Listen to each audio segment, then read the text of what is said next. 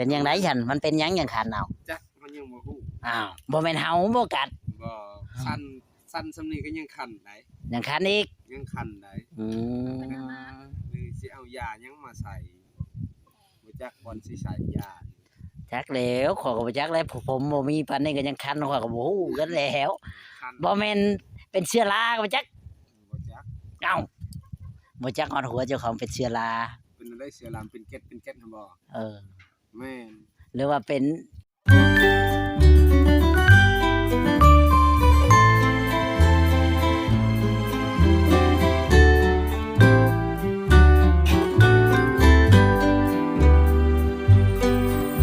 อีหยังนะเขาเอิ้น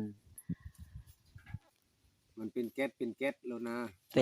เป็นขี้กากขี้เขื่อนเขาว่าสิแม่นเด้อเอ้าแม่นว่าน้องลอยเจ้าเฮ็ดหยังคือเป็นแบบนั้นแต่เฮาเกิดมาเป็นแบบนี้ผมก็ล้นไปพร้อมมันล่วงไปเลยผมก็นะเขาว่าคนเป็นขี้กากขี้เขื่อนเขาว่าคนขี้บาปได้เกิงบ่ได้เป็นว่าเมื่อกี้ว่าบ่แม่นวันนี้ว่าบ่ได้เป็นเปลี่ยนแท้บ่ได้เปลี่ยนบ่ได้เป็นบ่แม่นจะมาเห็นว่าสิว่าเขาว่าตะกี้น่ะไฟไปเหี่ยวในวัดในวาไปฉันเขาเว้าหั่นนะอ้าวเจ้าเคยว่าฉันตะกี้จะจำได้อยู่บ่บ่ได้เคยไปเหี่ยวในวัดบ่ได้เคยเข้าวัดเข้าว่าได้บ่เคยเข้าวัดเลยใหญ่จนว่าเป็นบ่าวจังเข้าวัดบ่แม่นเจ้าไปเหี่ยวตอนเป็นบ่าวก็จักอย่าบ่ลืมยันว่าไปเลยลืมไปนำหมู่ไปบุญไปชิ้นเข้าวัดไปบุญนั่นแหละบ่ได้เหี่ยวคันเหี่ยวก็เหี่ยวนอกละตายพุ่นยันว่าไปเหี่ยวในวัดในวาเขาขี้กากินหัวเขาว่ะเอ้าจักแล้วยันว่าเจ้าไปเหี่ยวตะกี้พี่จักเนาะยันว่าบาปตะกี้แต่ชาติก่อน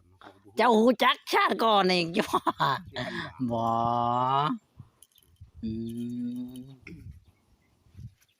ขั้นจะว่าเป็นขี้กากมันบ่แม่นขี้กากมันบาดแล้วมันดีแล้วครับบัดนี้มันเป็นเขาว่ามันเป็นขี้ไข่หั่นนะมันคันบัดนี้นะเจ้าเคยล้างหัวอยู่บ่จ๊ะล้างอยู่แต่ว่าหันล้างก็บ่ได้ใช้สบู่ล้างบ่ได้ใช้สบู่เลยล้างอาบน้ำซื่อๆแล้วก็ขึ้นรถมันบ่ได้ล้างบ่ต้องห่วงเดี๋ยวว่าล้างเขาเก่าขนาดข่อยกันยังคันคือกันเวลานั้นมันแบบบ่เคยใช้เด้เฮาบ่เคยใช้เลยลืมสบู่บ่เคยใช้สบู่แม่อาบน้ำก็บ่ได้ใช้บ่เอาแล้วก็นั่นเฮามัน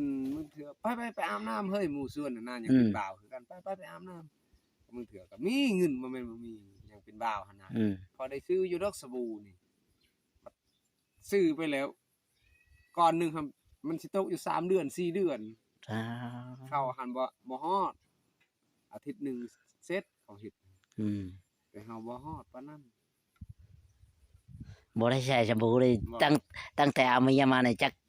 จักเดือนแล้วบ่ได้ใช้สบู่ถามเมียเฮาถามข่อยบ่ค่อยถามเจ้าแล้วเจ้ายังบ่ได้ใช้เจ้าใช้จักเทื่อบ่ได้ใช้เลยได้ตั้งแต่เอาเมียนี่บ่ได้ใช้สบู่เลยบ่ใช้สบู่จักปีแล้วนี่ก็บ่ได้ว่าจักเดือนแล้วเว้าว่าเป็นเท่าใดระดับเป็น 4-5 ปีพุ่นแล้วมันสิเข้า10ปีพุ่นบ่คันเว้านี่ตั้งแต่เป็นผู้บ่าวพุ่นแน่เกิงบ่ยอมใส่สบู่เข้าหันใช้อายข่อยหันใช้อาบใส่สบู่ไปหาเข้าหันหอมจุ้ยปัดว่าเฮานั้นเป็นได๋มิ้นแม่นเอาแล้วรู้สึกว่าแต่เฮาตัวเฮาเว้นเจ้าคือบ่ใช้เจ้ารู้สึกตัวเองอ่ะมันลืมเลยมันลืมนี่สบู่มันมีลืมเลยแม่นน้องลอยได้ฉันใช่ทางงานทางบิ๊กซีนี่คือกันทาง FC น่ะเขาซื้อสบู่ให้แล้วก็ลืมบ่ใช่บางเทื่อก็อาทิตย์1 2อาทิตย์ใส่เทื่อนึงจังลอยสิไปใช้อีกนะไปบ่งปลาซิวฮะไปบ่งปลาบ่งปลาอยู่ไสอย่าบ่ต้องไปเพียงว่าแดดอยู่ไปใช่เราสิมาไปฉันเราสิมาไปสวยปันนี่แ แม่นแท้แม่นบ่แม่นมันมีหลังคาแบบเราละ มันสิมาอันยังสวยปานนี้ เกิดปะนึงก็มีมือจะครับอย่าไปบ่ได้กินยา โอ้ยจ้าจุ คือบ่กินเลยนางรอยานะ เรากินแต่กลางคืนขอยาเอาไว้กลางวันเราบ่ได้กินมันสิมึกกลางคืนเฮาคิดว่ามันบ่ได้มึกกลางคืนเฮากินเอากลางวันเอา แต่ว่าอยู่นํกันเนี่ยมันเคยมื้อกลางคืนบ่อ้าวขอถามเจ้าเลย บ่ ส่วนหลาย ส่วนหลายบ่ได้มึกกลางคืนมันกำเนิดมานี่ที่กลางวันมัน กลางเว้น ตะเวนปานนี้ ตะเว้นก็สิตก แม่ แล้วก็ เที่ยง เที่ยงตอนเช้านี่ได้จ้ะ ตอนเช้านี่ มีบ่สมมุติว่า เจ้าเคยเห็นนะที่ว่าเจ้าเคยอยู่นํกัน ประมาณว่า10:00 น 11:00 น แบบพอดีใกล้ๆตะเว้นสิค่อย แม่น อืม แบบนั่นขอให้กินกลางวันเอามาให้กินกลางคืน อืม เลือกไปเลยอัน บ่แม่นเลือกไปถือข่อยเว้าแล้ว มาลาให้มันกินพอตอนกลางคืน กินกลางคืนนั่นยากันมันขึ้นแต่กลางคืนนั่นแหล้วมันอันนี้ แม่ กัน ไปปาตัวลอนทุกคนระหาย ก็ยา ปาตัวตรงบุกคนระหาย สมมุติว่าเจ้าไปแบบนี้เจ้าบ่ได้อยู่นำลูกนำเมียนี่เจ้าบ่คิดเป็นห่วงบ่จ้ะ คันมียานี่บ่เป็นหยัง เป็นการกินยาแล้วมันสิบ่ขึ้นเลยบ่หรือว่าในใด บ่อันนี้ได้เดือนหลังนี่บ่ได้มึกกินยาแต่เจ้าซื้อมา อืม อันนี้เดือนนี้ก็กินเลยๆนี่ก็ไว้มึกอีก อืม เม็ดละ1,000กีบ อืม ซื้อตัวนั้นเนาะ ซึ่งมาบนแล้ว เจ้าก็ต้องคอยเบิ่งเวลาสมมุติว่าเจ้าบ่อยู่นี่ก็ เอาติดตามเบิ่งแล้ว เดือนหนึงหาเอาติดตามเบิ่งแล้ว บ่แล้วถึงว่ามันขึ้นนี่เด้เฮาบ่จักเด้ว่าล่ะสมมุติว่ามันขึ้นน่ะนะ บ่เคิน สมมุติว่าเจ้าบ่อยู่แบบนี้มันขึ้นแบบนี้ไผสิช่วยลูกช่วยเมียเจ้าเจ้าไปแบบว่าไปค้ำหยังมาอำเภอมันขึ้น เอาฮู้จักมือมันสิมึกเอาฮู้มือมัน อุ้ย ฮู้ แล้ว แต่หันคันสมมุติว่าอันนี้หันเนาะ อืม ไปเว้า อืม อันนี้หันเราอัน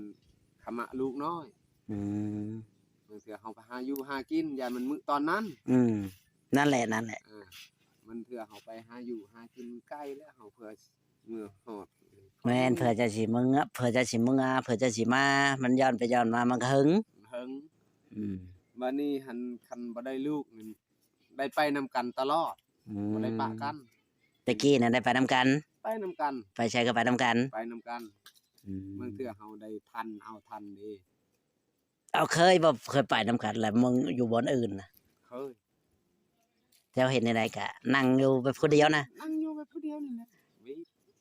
บางเทื่อ แม่นบ่น้องลอย เลยยังแบบนี้คือมึงก่อน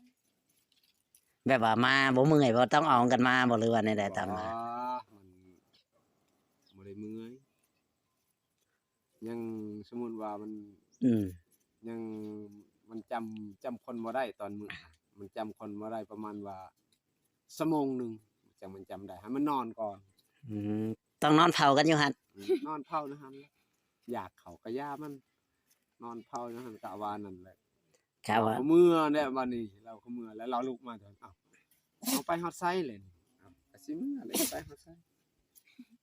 แนวนั้น คิดว่า เพื่อพาอองกันมาเจ๊กันมาอุ้มกันมาแบบนั้นนะ บ่มี บ่มีติยันว่าสมมุติว่าไปไกลคือเราไปหาปลาผู้อยู่ลุบอยู่ห้วยว่า บางเทื่อมันฮู้ได้ขยาดอันนี้เลย อืม บางเทื่อเฮาไปไก่มันบ่มันสิมื้อตอนค่ำ อืม มื้ออยู่เฮือน เออ แนวนั้นเวลาเฮาอยู่นํกันนี่มันบ่เฮ็ดนี่บางเทื่อ เวลาจะบ่อยู่นํกันพุ่น แม่นมันบ่เฮ็ดบัดเฮานี่ไปสมมุติว่าเฮาไปสมมุตินี่เนาะ อืม คือมื้อนั้นนั่นแหละเห็นว่าคือมันมื้อน่ะฮะ อืมอืม เวลาเฮาลงวิทย์สิมันเฮ็ดทางหลังเฮานั่นมันเฮ็ดลับหลังแบบนั้น อืม มันแม่นว่าเฮาสิไปไกลซำนั้นซำนี้ก็บ่ เจ้าก็ตอนนี้เจ้าไว้ใจอยู่บ่ว่ามันสิบ่มื้อเจ้าไว้ใจอยู่ว่าได้ล่ะ ใจ จักเปอร์เซ็นต์น่ะในใจเจ้าอ่ะเมียเจ้า 100หันได้กินยาแล้ว100โลด ค่อยชาค่อยเบิ่งนี่บ่น่าสิฮอด100นะ 100ก็สิว่า100นี่ต้องมันเคยกินยาแหละคันกินยาแล้วเดือนหนึงบ่ได้มื้อนี่ประมาณว่าเดือนหนึงเดือนนี้ก็บ่มื้ออีก คันมันหมดยาแล้วก็มึกอีกได้ หมดฤทธิ์ยาแล้วสิขึ้น ขึ้น อืม มันอยู่น้ำยา ตอนนั้นให้ยาหาเจ็บโอ้โห ก็เจ็บแล้วมันไล่พยาธิเจ้า เจ็บคืออู้เจ็บกันคมเนาะ ทางกลางคืนก็บ่เจ็บ โอ้ยปกติอีบ่กายปอด คันกินยาตัวอันน่ะเขาชื่อคันมันขึ้นแห้งนี่ตะมิดเจ้ากินนี่มันแห้งมันขึ้นพานอนโลดมันอยากนอนได้ก็มันอยากนอนเฮ็ดได้ก็มันอยากนอนหมด ก็เอานอนอย่างเดียว กอมนอนอย่างเดียวบ่ได้จิบบ่ได้นั่น อืม บ้านนี้ต่อมานี่กินบัดนี้กินอีกมื้อที่2แล้วก็อยากนอนอีกกินมื้อที่3อยากนอนอีกอยากนอนบัดนี้กินอีกมื้อที่4มื้อที่5บัดนี้เช้าเด้อบัดนี้เช้าอยากนอนแล้วบัดนี้ ปึ๊บฮอดวันศิลหรือฮอดวันใดเฮาฮู้มือมันสิมื้อหั่นน่ะ 7-8 คำบ่กินไว้ยาตัวนี้ให้เรากินไว้โลด เดี๋ยวว่ากินคู่มือแบบนี้บ่ได้ บ่ วะ ยาตัวอันน่ะยาลูกก่อนนะ อืม เขาก็ให้กินคู่มือหั่นแหละจังมันหายพยาธิหั่นน่ะ นั่นแล้ว 3 ปี นั่นแล้ว เพิ่นให้กิน3 ปีปิดทิ่มเลย3 ปี ถ้าต้องกินมันคู่มือมันยังสิหายขาดแล้วนะ บ่ได้เอาลูกเลยดีเลย หันเอาบ่ได้เอาอีนี่อุ้ยดีแล้วคนชื่อดีแล้ว ตีแนวไหน ฮะ บ่ได้มื้อ บ่ได้มื้อ เอาลูกตะขาวลูกนี่ว่ามันมึง แม่ ถ้าเอาลูกอันนี้ก็ได้มื้อ มื้อเอาลูกเอา อืม ก็ใช่ว่ามื้อหันเฮาบ่ได้กินยาเด้มันลูกอยู่ท้องเขาเด้ อย่ามันลูกมันเว้าขออนุญาตนำว่าอย่าลูกตายคาท้อง แม่นแล้วเฮากินยามันสิแห้งกว่า แม่ อันนั้น มันเทื่อมันสิตายทั้งแม่พร้อม แม่น่ะแล้ววันนี้ยังสิเอาอยู่บ่อยเกิงลูกนะคิดว่านะ คิดว่า คิด 10คลิปเดี๋ยวเจ้าถ่ายเจ้าถามว่าเอา บ่แล้วอันนี้ข่อย10 คลิปก็ถามความรู้สึกอีก เอา เนาะ บ่อยากเอาเลยลูกนี่มันแม่นว่าเบื่อลูกมันแม่นว่าเบื่อนั่นหลานบ่แม่นเอาบ่อยากเอาแล้ว อืมมั่นใจเปล่าว่าจะบ่ มั่น อยาก ใจ มันเป็นแบบนี้ก็ คันสมมุติว่ามันอยู่อันน่ะมันออกประจำนี่มันว่าสิไปพังเข็ม อืม พาสุเจ้านี่แหล้วไป อืม พังเข็มอยู่วันนั้นนั่นก็แล้ว เจ้าสิฮู้จักบ่ว่ามันยังจะเป็นเมียจะบอกว่าคันเป็น ก็บอกก็อยู่นำกันบ่บอกเคยบอก ยันว่าเราลืม ว้า แม่นว่าน้องลอย ลืมบ่หรือบ่ลืมอืม ให้เราบอกโลด ตั้งแต่ เอาไปเบอร์นั้นโลด ตั้งแต่ได้ลูกนะยังบ่ได้เป็นเลย บ่เห็น บ่เห็นเลยเมื่อนั้นก็ตรวจแล้วเมื่อนั้นเป็นอันเสาไร่เป็นตรวจมาแล้วบ่มีปลอดภัย ปลอดภัย โอ้ข้างบนพรมาคุยก็ไปคุยเนาะ คันเป็นไปได้อะบ่เอาก็ดีคือกัน เพราะว่าลูกชำนี้ก็พอแล้วเฮาหาหลายคนก็เลี้ยงเขาบ่กุ้ม แม่ แต่ชำนี้ยังเลี้ยงบ่กุ้มอะนะก็สิเว้าไว้หลาย อันหนึ่ง อืม ซ้ำนี่อันสองผัดลูกเมียผัดมันพยาธิเราเป็นแนวนั้น อืม เวลาอยู่พออยู่ภัยเฮาก็ระวังเพิ่นแนวนั้น อืม มันเทื่อเวลาเรามึอยู่ภัยดิตอนนั้นนี่ได้ บัดสิตกลงหาบัดสิบ่ตายจังติ บัดสิเผาทั้งเป็นเลยนะ เฮาขึ้นเฮือนมึทางแบบเซ็ตบัดนี้เฮาจับขึ้นไปอุ้มเลย อืม ตอนใดอีนี่นะอยู่ตลาดว้าย ใครอยุบตกลงสถานภัยฐานพื้น ว่าเราอันเราตกขวางนี่นะ อืม เราไม่ได้ตกอันเฉลยตัวนี้เราตกเลยเราตกขวางอัน อืม ไม้อันนี้เลย อืม ไม้ตะลึงครับ อืมฉันไปตกแบบนั้นเช็ดน้องลอย เซ็ต ไฟไหม้หรือว่าน้ำห้อนลวก ทั้งน้ำฮอนลวก ให้นักกว่าเก่าบัด ห้องต้มน้ำฮอนอยู่นี่คอยต้มน้ำฮอน อืม บ่เรากินน้ำฮอนนะอันนี้เรากิน ยาอันเราอยู่อันได้ลูกอันนี้หันมันไปเบาตั้งเราบ่อยากกินน้ำฮอน เจ้าบ่อยากบ่น้องลอย ตั้งเราบ่อยากคอยต้มน้ำฮอนหม้อแกงมักใหญ่หาคอยซื้อใหม่ๆนะ อืม นำอันน่ะหม้ออยู่เฮือนเก่า อืม